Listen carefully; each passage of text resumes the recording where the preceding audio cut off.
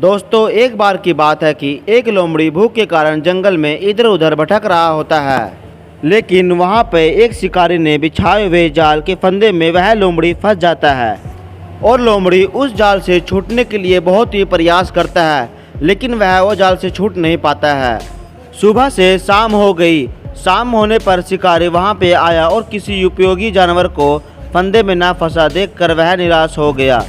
उधर लोमड़ी भूख के कारण एकदम सूख जाता है। उसने समझ लिया कि अब मेरे प्राण नहीं बचेंगे। पर वह लोमड़ी बहुत ही बुद्धिमानी था। वह लोमड़ी अपनी बुद्धिमानी से कई बार मौत को भी चकमा दे चुका था। तभी वह लोमड़ी शिकारी से रोते रोते कहता है, शिकारी भाई, मैं ठहरा एक जंगली जानवर, मैं आपके किस काम आऊँगा? मुझे मारकर आपको कुछ नहीं मिलेगा, बल्कि आपको एक हत्या का पाप और आपके सिर पर लग जाएगा।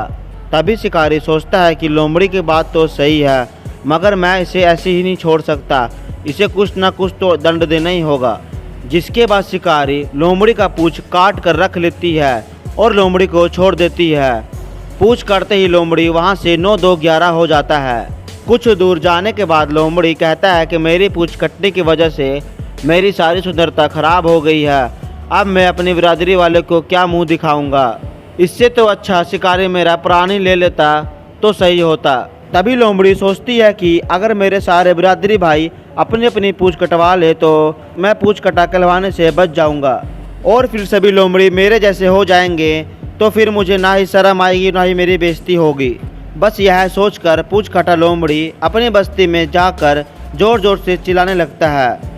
उसकी चिल्लाने की वजह से सभी लोमड़ी वहाँ पर इकट्ठा हो जाते हैं। तभी वहाँ पर एक बूढ़ा लोमड़ी आता है और कहता है, क्या हुआ, तुम इतना चिल्ला क्यों रहे हो?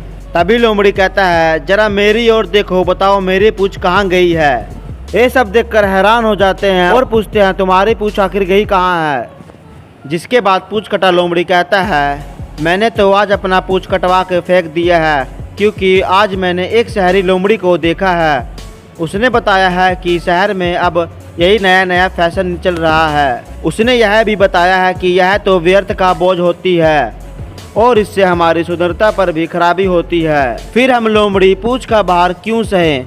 हमें भी फैशन के साथ चलना चाहिए। और लोमड़ी कहती है, भाइयों मेरी मानो और इस बेवजह भार को अपने शरीर से अलग करके मेरी तरह सुंदर बनो। पूंछ कटे सियार का उपदेश सुनकर एक बूढ़ा सियार बहुत जोर से हंसा और बोला, भाइयों इस पूंछ कटे सियार की बात में ना आना, यह बहुत मक्कार है और इसका कहना भी झूठ है। मुझे लगता है कि किसी ने इसका पूंछ काट दिया होगा, इस कारण इसको शर्म महसूस हो रही होगी और इसे साथ में डर भी लग रहा होगा, क्योंकि कोई इसे पूंछ कटा कह कर न सताए।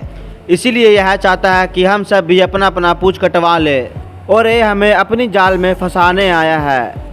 तभी एक लोमड़ी कहता है कि यह हमारी बिरादरी लायक नहीं है, इसकी इतनी पिटाई करो कि ये वापस दोबारा हमारे पास ना आए।